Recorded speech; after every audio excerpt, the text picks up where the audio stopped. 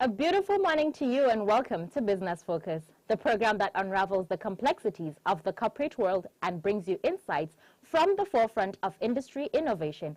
I am Maria Ado-Zakari, and in every episode, we dive deep into the dynamic landscape of global business, exploring trends, interviewing specialists, and uncovering the strategies that drive success. Stay tuned for a comprehensive journey through the ever-evolving world of commerce, where we decode the latest market moves and provide you with the knowledge to navigate the intricate web of business challenges. This is Business Focus. On today's episode, we'll be taking a look at the impact of the ongoing strike on the economy. But before then, let's take a quick break. We'll come back for the stock market numbers and our interview segment. Do stay tuned.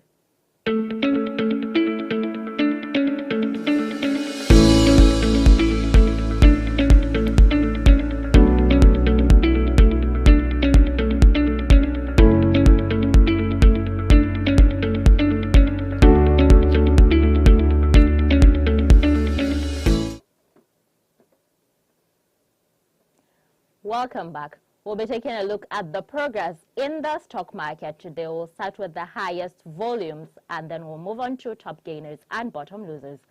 On the list as the highest is Owando, and coming next is MTN with 38 trades at 973, and Access Call comes in last on the list of highest trades with 24 trades at the volume of 218 at the value of 3,769. We'll move on to the highest, that's the top gainers, and we'll also look at the top losers now. Let's go on to see who are the highest and who are the bottom losers. Okay, on the top highest, the highest gainers is NNFM, as you can see in red, positive 10%, and Mercury comes next in green with positive 9.98, and Silicon is third on the list with positive 9.97%.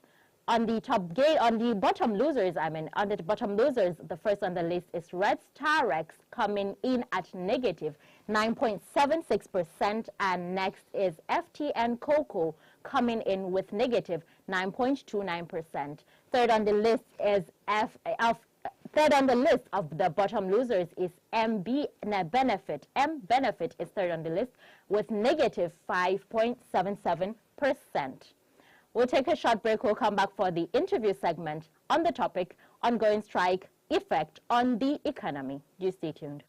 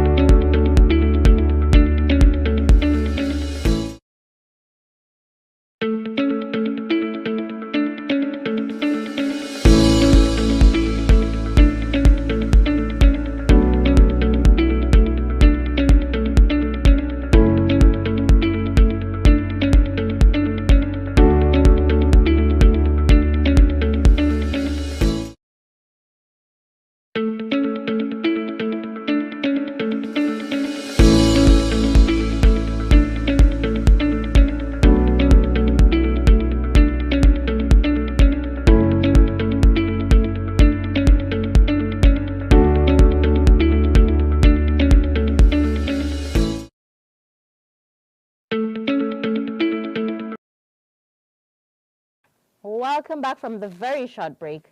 I am here today with a special person that would walk us through the strike, the ongoing strike that is.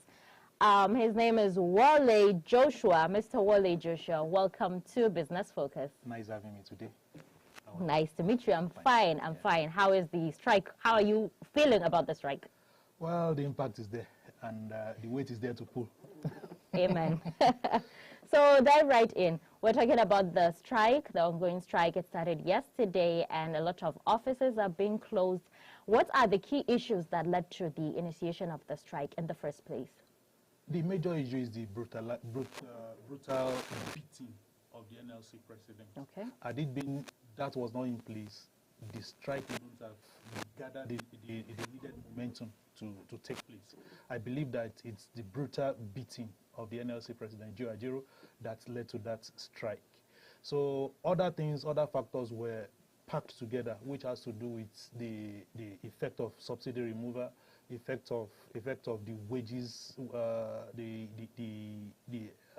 forex effect of forex window collapse, and the effect of the inflation on the economy. Workers are looking up to the government in terms of palliatives and what they can benefit from the government in cushioning the effects of what that brought to table. So that's the main reason why the strike is in place.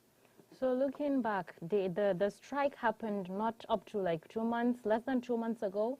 That's the first strike, the one in strike, and then they had a sit down with the government, and it was resolved that some amount, that's like 35,000, would be given to salary earners alone for the period of 6 months, and then afterwards, that's the resolution of the previous strike, the one in strike. So after that, now moving on to this particular strike, because the NLC chairman has been brutalized or manhandled or arrested, though they said it's not an arrest. Looking at, yes, that's politics. Looking at that, how come this particular strike is coming on? Because the government has actually paid the 35,000, although just for the month of September, if I'm not correct. Yeah, for the month of September, that has been paid. And still at the moment, they have not, the NLC had gone on strike. So the government has said they'll do this, and they have done it. But still, they are now coming to go on strike. Does it make sense? Is it in order? Because you have been told this would happen, and that has started happening, but you're still going on nationwide strike. We have a lot of agreements leading to the call-off of the one in strike, the previous strike. One of those agreements is provision of gas-propelled buses, and some other measures which are yet to be fulfilled. Okay. It's the agreement or the charter was filed with a court of law as a consent judgment. So this makes it binding on the government. There was a timeline attached to each and every point and agreement on that charter, which has not been fulfilled. One will expect the Nigeria Labour Congress to wait and see what the government is doing, making sure that there is cash backing for all the agreements made. But boom, something happened in Imo, and it led to a national issue, and that's why this strike is basically tagged the NLC, the manhandling of the NLC chairman's strike. And it's just to separate the office of the NLC chairman from the personality of the NLC chairman. So I believe Labour has a good cause, but it shouldn't be extended to the whole nation, because what happened in Imo should have been addressed in Imo. So why bringing it on board to everyone on this country? Every citizen of this country has had his own fair share of the strike. So why bringing it onto a national table? That 35,000 naira was paid. A lot of commitments were made. There was an agreement to bring in CNG buses that will cushion the effect of transportation, the high cost of transportation on the citizens of Nigeria. But that has not been allowed to mature in quotes. So that's not been allowed to mature before this strike came in. And this strike, I believe, is like an ego strike. Where do we come in to the negotiation table?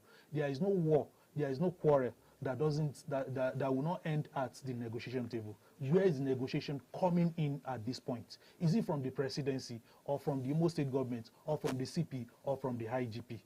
I believe that National Assembly has a whole lot of weight to pull in regards to this strike, because they have to come in to wade in between the two factions and see how to settle and mediate between the two factions. The beating has been done, but we have to bring actions to table so as to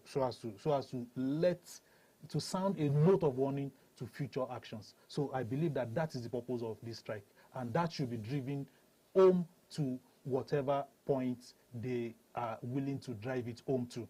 And that reminds me of the end SARS protest. If this can happen to Joe Ajero, it can happen to any other person. So we need to fight this cause to a logical conclusion and make sure that police brutality is stopped to a logical conclusion.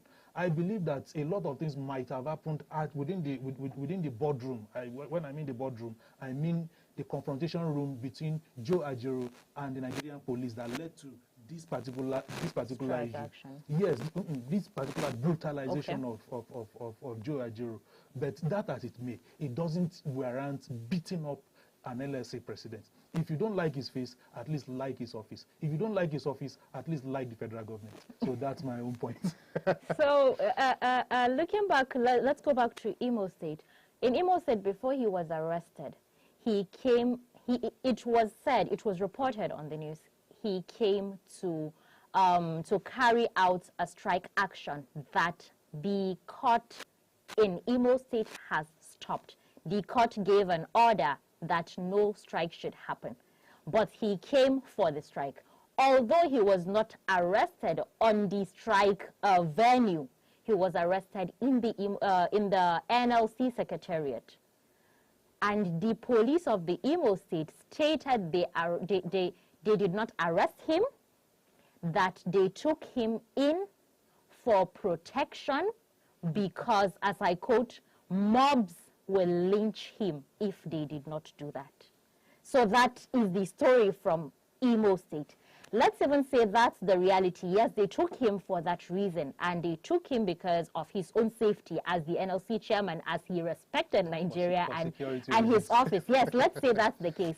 Should the NLC retaliate with a nationwide strike? Well, I'll start from what transpired in Imo. What transpired in Imo should have ended in Imo. I believe that majority of us in Nigeria will believe that it should have ended in Imo. Sure. But since it has been escalated to the national level, I believe that we don't deserve it. We don't deserve this as a nation, as a citizen of the nation. We're two elephants fight. It is the grass that suffers. So what do we do when you lock up the banks? You switch off the electricity. You stop the water supply. So how do you expect us to cope? Diesel cost is so high to whatever level you can imagine, and you still want us as workers, as citizens, to bear the cost of this diesel. You are fighting for us, and we are feeling the pains. That's number one. Number two is that even if the strike will come up, it shouldn't be at the national level, because if it comes up at the national level, how do we solve it? Where do we come in through? What do we approach? There must have been something on the table for us to approach. If you are looking up to the federal government, what do you want the federal government to what do you want the federal government to do in respect of this case, other than to give you a pat on the back, tell you sorry, please, we'll bring whoever has done this to book, or maybe peradventure conduct an inquest to the particular issue, and maybe bring a recommendation to the federal government. It doesn't stop the fact that something transpired in Imo and must have ended in Imo. And probably the NLC should have taken the Imo State government, the Nigerian police, to court over this issue. And when we talk about the court injunction against the strike in Nimo, how are we so sure that the injunction was served on the NLC president? Whether he, by all means, dodged the serving of that injunction on him, or whether by ways or means the injunction was not served, it still remains that NLC may not have gotten the injunction stopping the strike. The thing is, they were not even on the ground. Probably he's in the secretariat getting ready before heading out to do the eventual strike. That's the rally on the field. They were not out on the field. He was arrested in the secretariat. So it would have been better for the NLC to really go to court, as he was arrested not even doing what the court said he shouldn't do. He was arrested in his office, because the NLC secretariat in Imo State is also his office.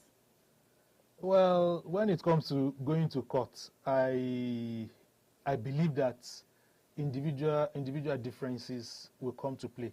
Okay. He may believe that court processes will take a longer period of time before getting justice. But the strike will take shorter? Yes, will take a shorter period because of time. It's affecting the everyone. Timing of the strike, it's questionable. The timing of the strike may be questionable to the political class in Imo State. And if there is any security reason, I believe that it's political security reasons, not the workers. Because I was expecting that maybe the workers will shield the NLC president from being beaten. But I am not privileged to what transpired in Imo State. But what transpired has transpired, and it must have ended in Imo State. Why bringing it to national level? We should be excused from this. And in excusing the national level from this, I believe that there should be a mediation, and there should be a third-party mediation, because the national level may not see reasons for